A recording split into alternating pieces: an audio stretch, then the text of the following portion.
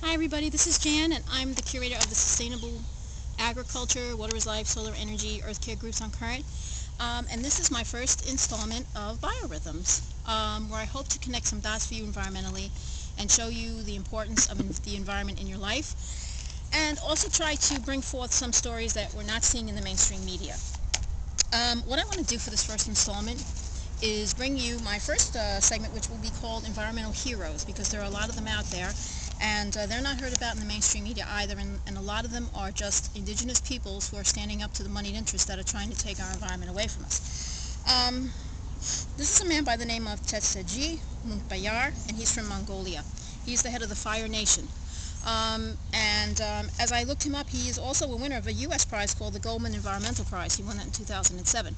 And what he's been doing is spreading environmental awareness about mining companies that have been coming into Mongolia, stripping down the grasslands, destroying and polluting the water, draining their resources, and taking away their livelihoods.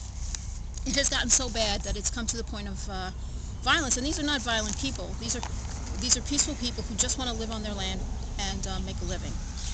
And we are seeing this more and more around the world, where indigenous peoples of the world are being treated this way by large companies, by countries, by their own countries, who push them off their land to develop it for mining interest, oil drilling. Many times these people are driven into shanty towns, into more poverty, and also not compensated for what is taken from them. So I wanted to mention this man. I'm going to put some more information down there in the thread about what he's been doing. To just let you know that there are people out here who are fighting, and we need to stand up with them. Okay, I wanted to just also give you a couple of stories that we haven't seen in the mainstream media. The first one is about, it's happening in the United Kingdom, and it's in regards to GM potatoes. The story that I was reading now, for the past decade, it seems the British government has been spending what has come to approximately in U.S. funds, $2.7 million of public funds to secretly develop a blight-resistant GM potato, even though there's been a natural bred blight-resistant potato on the market for the last 3 years.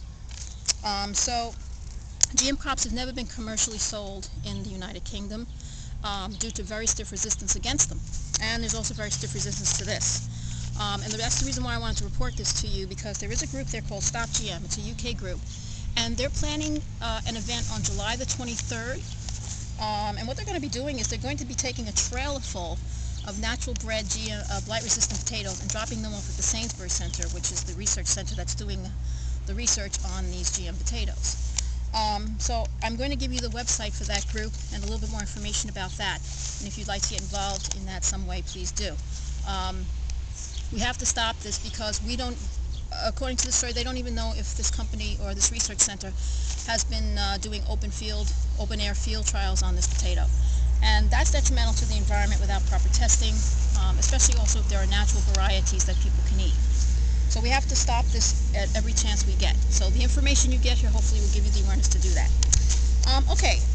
The last thing I wanted to bring up as far as news is something I have posted about, but really hasn't been getting much attention anywhere, except for a little bit on the mainstream, on the internet actually. And it's about the drought that's taking place in Somalia and Kenya. This has been a very severe drought for the last several years. It has been consistent in them losing their rainfall, and that's been what's bringing about this severe drought, to the point where there have been thousands of people that have been leaving the areas looking for food and water, some walking for 10 days or more, looking for food and water into these refugee camps that are now full. The problem being is now most of these people are children, and they're dying. This is a great humanitarian crisis, and it needs the attention of the international community. And that's why I wanted to bring it forth here on my first issue of Biorhythms. I'm going to give a little more information about that as I hear about it, and hopefully we can get something going to just help these people. It just makes me very sad. And I think in a comment, I just want to say that I think climate change and biodistress, it's going to get to the point where it's going to hit our political and religious intolerance in this world like a brick wall. And I think we're going to have to reassess what is more important, our humanity or our hatreds. And I think climate change is going to make us answer that question. Okay, so what I want to do after now reporting that is just to give you an idea of what I want to talk about next week. I'm hoping to get in touch with a current community member who knows something about peak oil. I'll try and get in touch with her and have her hopefully write a commentary or even do a video about peak oil, because that's another thing we don't hear about much, and it's a very important environmental issue, especially in regards to renewable energy, transitioning, and our ability to live on this planet. So that's important.